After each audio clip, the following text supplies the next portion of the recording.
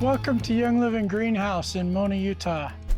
My name is David Little. I'm the agronomist of Global Farms and excited to be with you today and take you through this farm experience in the greenhouse.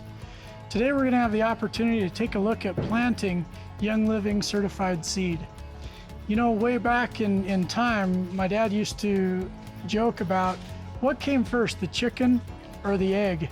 And in the case of aromatic plants and the production of pure essential oils, it is definitely the seed that came first.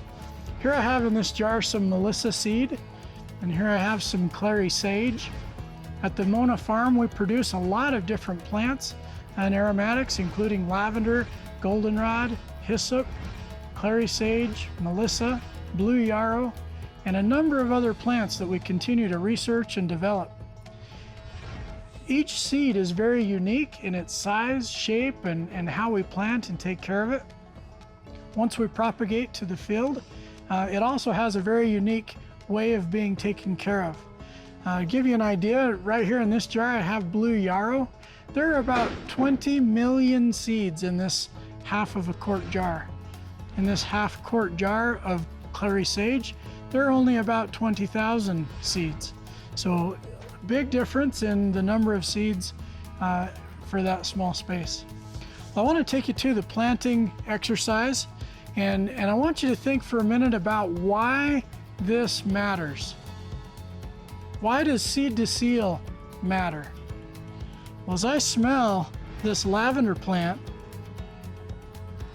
I just love the aromatics, and it's just refreshing, and I can feel the wellness just coming into me. And that wellness and health that that plant is able to provide to us comes from us being able to provide a healthy soil and a healthy environment for that to grow in and for that plant to start in. So how we plant it and how we handle it for each seed and how it grows, how we harvest is a little bit different for each crop according to its specific needs and how it has to grow in order to give off the specific genetic expression of essential oils that we expect. Here in this salt shaker, I have some lavender seed, and I would like to walk through with you how we plant our lavender seed. We start with a greenhouse tray that is filled with organic greenhouse media, and we sprinkle that seed on fairly thickly, and you may or may not be able to see that because these seeds are so small.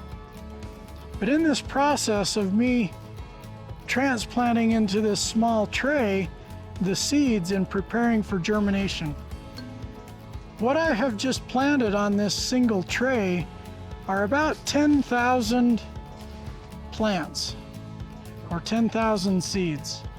We want to get it nice and thick. Once that seed is on there, we now have to cover it with vermiculite.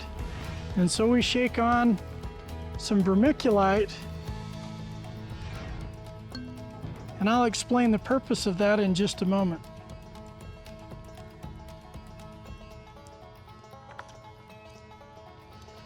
So as we spread the vermiculite out on top of the seed, the purpose is so that when we water, that vermiculite will help to retain moisture.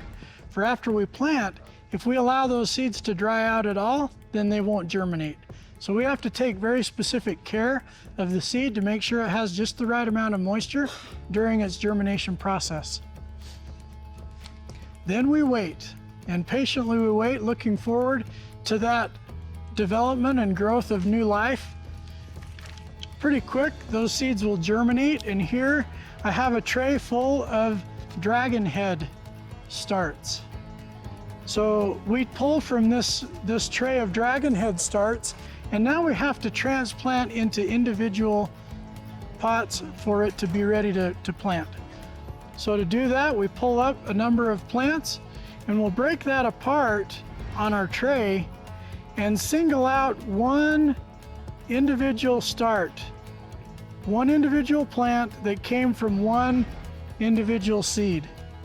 And then with this planting tool, we'll create a spot for that plant to be planted and lay it across the opening and feed the roots down into the medium. and then we'll prep the media around it. At that point, that plant is transplanted and it can continue to grow. Just 1 week later, that plant will be at about this growth stage, growing and developing and raising up.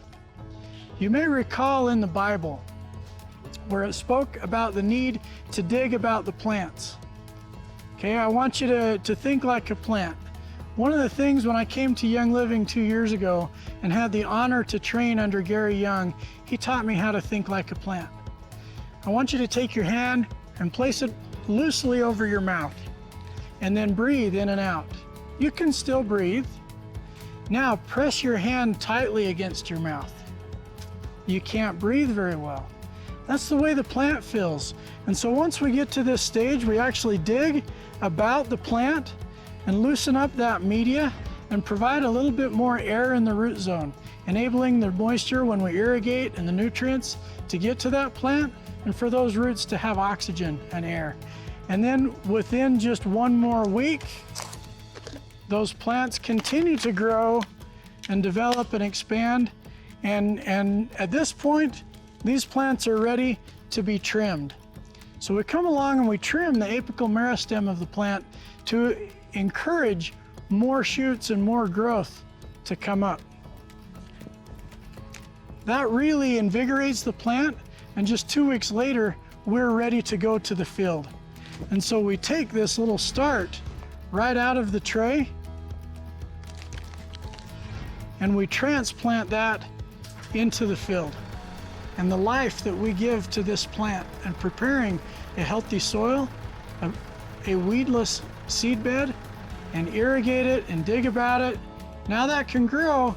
And brace yourself, because now this plant is grateful and it's prepared to give back to you wellness and a natural state of well-being in the form of its essential oils.